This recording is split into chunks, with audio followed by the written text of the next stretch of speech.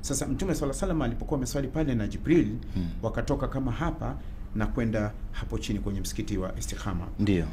Pale walisimama kwenye jiwe. Lile jiwe walilosimama juu ilikuwa kama vile jiwe. Sawa?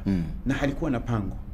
Wakati Rasulullah na Jibril wanaruka, lile jiwe lilingoka na lenyewe.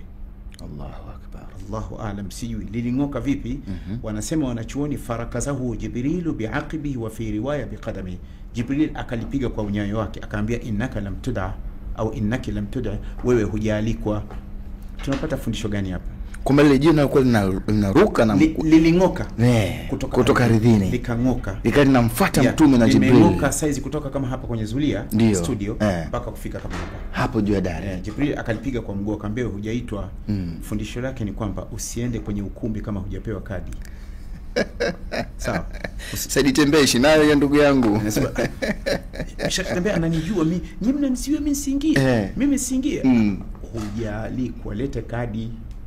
Kwa hiyo sasa lilipopigwa na mguu na jiwe halikurudi chini Hafidh. Moja kwa hajafika chini moja kwa moja. Na yani lilikataa kurudi.